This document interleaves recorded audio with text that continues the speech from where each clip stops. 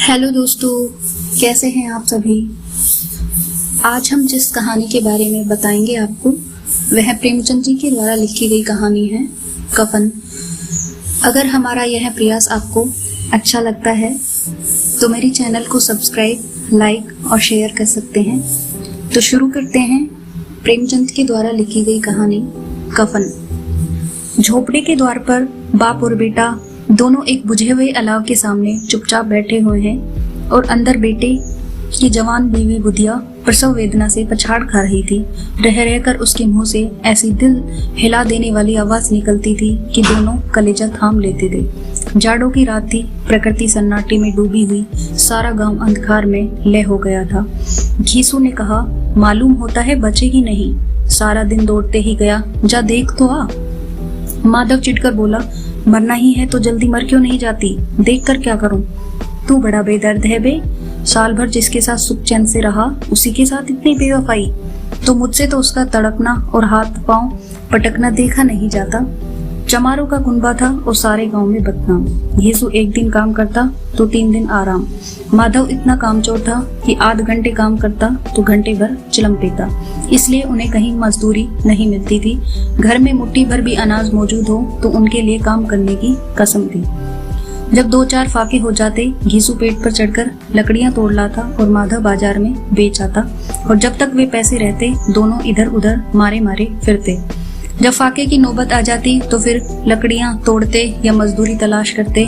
गांव में काम की कमी न थी, किसानों का गांव था, मेहनती आदमी के लिए 50 काम थे, मगर इन दोनों को लोग उसी वक्त बुलाते जब 2 आदमियों से एक का काम पाकर भी संतोष कर लेने के सिवा और कोई चारा न था। विचित्र जीवन था इनका। घर में मिट्टी के 2-4 बर्तनों के सिवा कोई संपत्ति नहीं। फटे चिथड़ों से अपनी नग्नता को ढके हुए जिए जाते थे, संसार की चिंताओं से मुक्त, कर्ज से लदे हुए, गालियां भी खाते, मार भी खाते, मगर कोई भी गम नहीं। दिन इतने की वसूली की आशा न रहने पर भी लोग इन्हें कुछ न कुछ कर्ज दे देते हैं। मटर आलू की फसल में दूसरों के खेतों से मटर या आलू उखाड़ लाते और भून भून कर खा लेते, या 10-5 ऊख उखाड़ लाते और रात को चूसते। घीसू ने आकाशवृत्ति से 60 साल की उम्र काट दी और माधव भी सपूत बेटे की तरह बाप के ही पद चिन्हों पर चल रहा था, बल्कि उसका नाम और भी उजागर कर रहा था। इस वक्त भी दोनों अलाव के सामने बैठकर आलू भूनकर खा रहे थे, जो कि किसी खेत से खोद लाए थे। घीसू की स्त्री का तो बहुत दिन हुए देहांत हो गया था। माधव का ब्याह पिछले साल हुआ था। जब यह औरत आई थी, उसने इस खानदान में व्यवस्था की नींव डाली थी। पिसाई करने या घास छीलकर वह सेर भर आटे का इंतजाम कर लेती थी और इन दोनों बेगैरतों को 2 जग भरती रहती थी। जब वह आई, ये दोनों और आलसी और आराम तलब हो गए थे, बल्कि कुछ अकड़ने भी लगे थे। कोई कार्य करने को बुलाता तो निर्व्याज भाव से दुगनी मजदूरी मांगते। वहीं औरत आज प्रसव वेदना से मर रही थी और ये दोनों शायद इसी इंतजार में थे कि वह मर जाए तो आराम से सोए। यीशु ने आलू निकाल कर छीलते हुए कहा, जाकर देख तो क्या दशा है उसकी, चुड़ैल का फिसाद होगा और क्या। यहाँ तो ओझा भी 1 रुपया मांगता है। माधव को भय था कि वह कोठरी में गया तो घीसू आलुओं का बड़ा भाग साफ कर देगा। बोला, मुझे वहां जाते डर लगता है। डर किस बात का, मैं तो यहाँ हूँ ही। तो तुम ही जाकर देखो ना। मेरी औरत जब मरी थी तो मैं 3 दिन तक उसके पास से हिलाना था, और मुझसे लजाएगी कि नहीं, जिसका कभी मुंह नहीं देखा, आज उसका उगड़ा हुआ बदन देखूं। उसे तन की भी तो सुधना होगी, मुझे देख लेगी तो खुलकर हाथ पाँव भी पटक ना पाएगी। मैं सोचता हूँ कोई बाल बच्चा हो गया तो क्या होगा, सोंठ गुड़ तो टोल कुछ भी तो नहीं है घर में, सब कुछ आ जाएगा, भगवान दे तो। जो लोग अभी 1 पैसा नहीं दे रहे वे ही कल बुला कर देंगे। मेरे 9 लड़के हुए, घर में कभी कुछ न था, मगर भगवान ने किसी तरह बेड़ा पार ही लगाया। जिस समाज में रात दिन मेहनत करने वालों की हालत उनकी हालत से बहुत कुछ अच्छी नहीं थी, किसानों के मुकाबले में वे लोग जो किसानों की दुर्लभताओं से लाभ उठाना चाहते थे कहीं ज्यादा संपन्न थे। वहां इस तरह मनोवृत्ति का पैदा हो जाना कोई अचरज की बात न थी। हम तो कहेंगे घीसू किसानों से कहीं ज्यादा विचारवान था, जो किसानों के विचार सुनने समूह में शामिल होने के बदले बैठकबाजों की कुत्सित मंडली में जा मिला था। हाँ, उसमें यह शक्ति न थी कि बैठकबाजों के नियम और नीति का पालन करता। इसलिए जहाँ उसकी मंडली के और गांव के सरगना और मुखिया बने हुए थे, उस पर सारा गांव अंगुली उठाता था। फिर भी उसे यह तकसीन तो थी कि अगर वह फटेहाल है तो कम से कम उसे किसानों किसी जी तोड़ मेहनत तो नहीं करनी पड़ती। उसकी सरलता और निहरता में दूसरे लोग बेजा फायदा तो नहीं उठाते। दोनों आलू निकाल निकाल कर जलते जलते खाने लगे। कल से कुछ नहीं खाया, इतना सब्र न था कि उन्हें ठंडा हो जाने दे। कई बार दोनों की जबानें जल गई। जल जाने पर आलू का बाहरी हिस्सा तो बहुत ज्यादा गर्म न मालूम होता, लेकिन दांतों के तले पड़ते ही अंदर का हिस्सा जबान, हलक और तालू को जला देता था। और उस अंगारे को मुंह में रखने से ज्यादा खैरियत इसी में थी कि वह अंदर पहुंच जाए। वहां उसे ठंडा करने के लिए काफी सामान थे, इसलिए दोनों जल्द जल्द निकल जाते। हालांकि इस कोशिश में उनकी आंखों से आंसू निकल आते। घीसू को उस वक्त ठाकुर की बारात याद आई जिसमें 20 साल पहले वह गया था। उस दावत में उसे जो तृप्ति मिली थी वह उसके जीवन में एक याद रखने लायक बात थी और आज भी उसकी याद ताजा थी। बोला वह भोज नहीं भूलता। तब से फिर उस तरह का खाना और भरपेट नहीं मिला। लड़की वालों ने सबको भरपेट पूरियां खिलाई थी। सबको, छोटे बड़े सबने पूरियां खाई और असली घी की चटनी, रायता, 3 तरह के सूखे साग, एक रसेदार तरकारी, दही, मिठाई। अब क्या बताऊं कि इस भोज में क्या स्वाद मिला। कोई रोक टोक नहीं थी, जो चीज मांगो और जितना चाहो खाओ। लोगों ने ऐसा खाया, किसी ने पानी न पिया गया। मगर परोसने वाले हैं कि पत्तल में गरम गरम गोल गोल सुवासित कचौरियां डाल देते हैं। मना करते हैं कि नहीं चाहिए, पत्तल पर हाथ रोके हुए हैं, मगर वे है कि दिए जाते हैं। और जब मुंह धो लिया तो पान इलायची भी मिली, मगर मुझे पान लेने की कहाँ शुद्ध थी। खड़ा न हुआ जाता था, चटपट जाकर अपने कंबल पर लेट गया। ऐसा दिल दरियाव था वह ठाकुर। माधव ने इन पदार्थों का मन ही मन मजा लेते हुए कहा, अब हमें कोई ऐसा भोजन नहीं खिलाता। अब कोई क्या खिलाएगा। वह जमाना दूसरा था। अब तो सबको किफायत सूझती है। शादी ब्याह में मत खर्च करो, क्रियाक्रम में मत खर्च करो। पूछो गरीबों का माल बटोर बटोर कर कहाँ रखोगे। बटोरने में कमी नहीं है, हाँ खर्च में किफायत सूझती है। तुमने 20 एक पूरियां खाई होगी, 20 से ज्यादा खाई थी। मैं 50 खा जाता, 50 से कम मैंने भी नहीं खाई होगी। अच्छा पट्टा था, तू तो मेरा आधा भी नहीं है। आलू खाकर दोनों ने पानी पी लिया और वहीं अलाव के सामने अपनी धोतियां ओढ़कर पांव पेट में डाले सो रहे, जैसे 2 बड़े बड़े अजगर गेंडुलिया मारे पड़े हों। और बुधिया अभी तक करहा रही थी। सवेरे माधव ने कोठरी में जाकर देखा तो उसकी स्त्री ठंडी हो गई थी। उसके मुंह पर मक्खियां भिनक रही थी, पथराई हुई आंखें ऊपर टंगी हुई थी, सारी देह दुहुल से लथपथ हो रही थी। उसके पेट में बच्चा मर गया था। माधव भागा हुआ घीसू के पास आया। फिर दोनों जोर जोर से हाय हाय करने लगे और छाती पीटने लगे। पड़ोस वालों ने यह रोना धोना सुना तो दौड़े हुए आए और पुरानी मर्यादा के अनुसार इन अभागों को समझाने लगे। मगर ज्यादा रोने पीटने का अवसर न था। कफन और लकड़ी की फिक्र करनी थी, पर घर में तो पैसा इस तरह गायब था कि जैसे चील के घोंसले में मांस। बाप बेटे रोते हुए गांव के जमींदार के पास गए।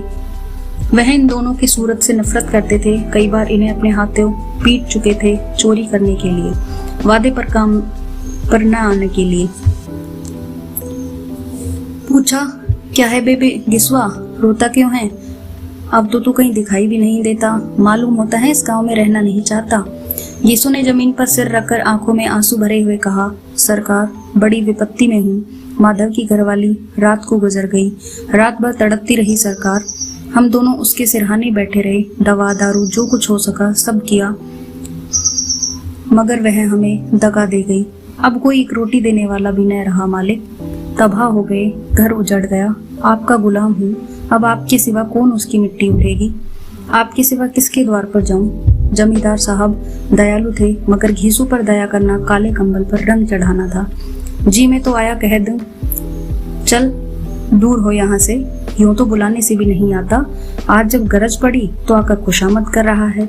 हरामखोर कहीं का, बदमाश। लेकिन यह क्रोध या दंड का अवसर न था। जी में कुटते हुए 2 रुपए निकालकर फेंक दिए। मगर सांत्वना का एक शब्द भी मुंह से न निकला। उसकी तरफ ताका भी नहीं, जैसे सिर का बोझ उतारा हो। जब जमींदार साहब ने 2 रुपए दिए तो गांव के बनिए महाजनों को इनकार का साहस कैसे होता। घीसू जमींदार के नाम का डिंडोरा भी पीटना खूब जानता था। किसी ने 2 आने दिए, किसी ने 4 आने। 1 घंटे में घीसू के 5 रुपए की अच्छी रकम जमा हो गई। कहीं से अनाज मिल गया, कहीं से लकड़ी, और दोपहर को घीसू और माधव बाजार से कफन लाने चले। इधर लोग बांस काटने लगे।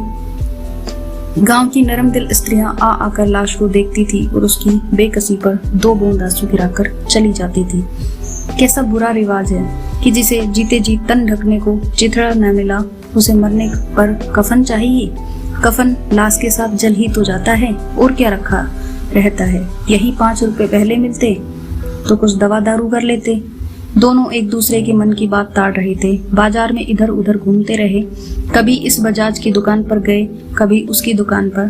तरह तरह के कपड़े, रेशमी और सूती देखे, मगर कुछ जचा नहीं। यहाँ तक कि शाम हो गई, तब दोनों न जाने किसी देवी प्रेरणा से एक मधुशाला के सामने जा पहुंचे और जैसे किसी पूर्व निश्चित योजना से अंदर चले गए।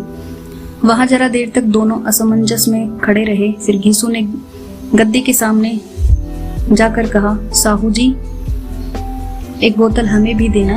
इसके बाद कुछ चिखोना आया, तली हुई मछलियां आई और दोनों बरामदे में बैठकर शांतिपूर्वक पीने लगे। कई कुज्जियां ताबड़तोड़ पीने के बाद दोनों सरूर में आ गए। घीसू बोला, कफन लगाने से क्या मिलता है, आखिर जल ही तो जाता, कुछ बहू के साथ तो ना जाता। माधव आसमान की तरफ देखकर बोला, मानो देवताओं को अपनी निष्पापता का साक्षी बना रहा हो। दुनिया का दस्तूर है, नहीं लोग बामनों को हजारों रुपए क्यों दे देते हैं। कौन देखता है परलोक में मिलता है या नहीं। बड़े आदमियों के पास धन है, चाहे फूके, हमारे पास फूकने को क्या है। लेकिन लोगों को जवाब क्या दोगे, लोग पूछेंगे नहीं कफन कहाँ है। घीसू हंसा, अबे कह देंगे कि रुपए कमर से खिसक गए, बहू ढूंढा मिले नहीं। लोगों को विश्वास तो ना आएगा, लेकिन फिर वही रुपए देंगे। माधव भी हंसा। इस अनपेक्षित सौभाग्य पर बोला, बड़ी अच्छी थी बेचारी, मरी तो खूब खिला पिलाकर। अभी बोतल से ज्यादा उठ गई। घीसू ने 2 सेर पूरियां मंगाई, चटनी, अचार, कलेजियां। शराब खाने के सामने ही दुकान थी। माधव लपक कर 2 पतलों में सारा सामान ले आया। पूरा 1.5 रुपया और खर्च हो गया। सिर्फ थोड़े से पैसे बचे रहे। दोनों इस वक्त शान से बैठे हुए पूरियां खा रहे थे, जैसे जंगल में कोई शेर अपना शिकार उड़ा रहा हो। न जवाबदेही का खौफ था, न बदनामी की फिक्र। इन भावनाओं को उन्होंने बहुत पहले ही जीत लिया था। घीसू दार्शनिक भाव से बोला, हमारी आत्मा प्रसन्न हो रही है तो क्या उसे पुण्य न होगा। माधव ने श्रद्धा से सिर झुकाकर तस्दीक की, जरूर से जरूर होगा। भगवान तुम अंतर्यामी हो, उसे बैकुंठ ले जाना। हम दोनों हृदय से आशीर्वाद दे रहे हैं। आज जो भोजन मिला वह कभी उम्र भर नहीं मिला था। एक क्षण के बाद माधव के मन में एक शंका जागी। बोला, क्यों दादा, हम लोग भी तो एक न दिन वहां जाएंगे ही। घीसू ने इस भोले भाले सवाल का कुछ उत्तर न दिया। वह परलोक की बातें सोचकर इस आनंद में बाधा न डालना चाहता था। जो वहां वह हम लोगों से पूछे कि तुमने कफन क्यों नहीं दिया तो क्या कहेंगे। कहेंगे तुम्हारा सिर। पूछेगी तो जरूर, तू जानता है कि उसे कफन न मिलेगा। तू मुझे ऐसा गधा समझता है। 60 साल की दुनिया में घास खोदता रहा हूँ। उसको कफन मिलेगा और इससे बहुत अच्छा मिलेगा। माधव को विश्वास न आया। बोला, कौन देगा, रुपए तो तुमने चट कर दिए। वह तो मुझसे पूछेगी। उसकी मांग में सिंदूर तो मैंने ही डाला था। घीसू गर्म होकर बोला, मैं कहता हूँ उसे कफन मिलेगा, तू मानता क्यों नहीं। कौन देगा, बताते क्यों नहीं। वही लोग देंगे जिन्होंने इस बार दिया है। अब की रुपए हमारे हाथ न आएंगे।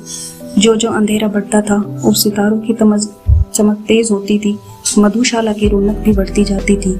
कोई गाता था, कोई डींग मारता था, कोई अपने संगी के गले लिपट जाता था, कोई अपने दोस्त के मुंह से कुल्हड़ लगाए देता था।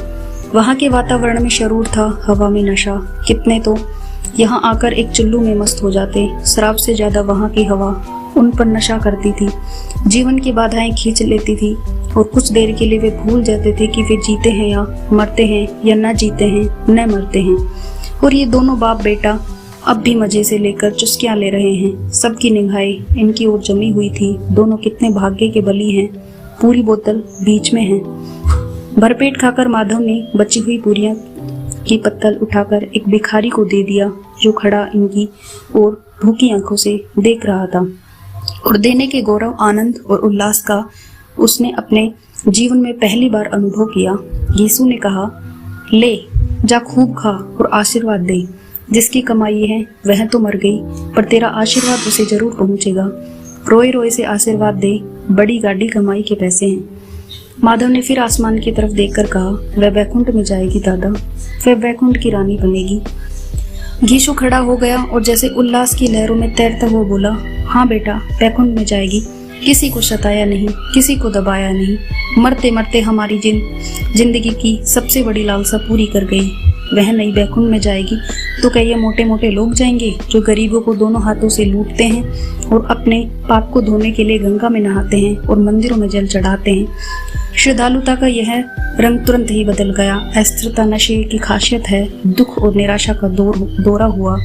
माधव बोला, मगर दादा, बेचारी ने जिंदगी में बड़ा दुख भोगा, कितना दुख झेल कर मरी।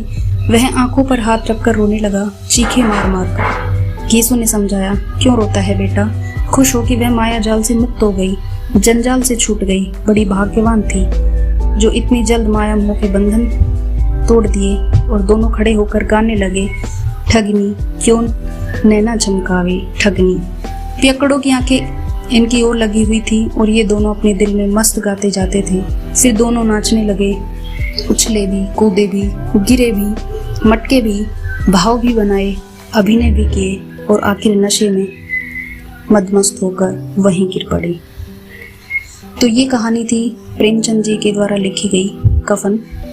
इसी के साथ आप सभी का धन्यवाद।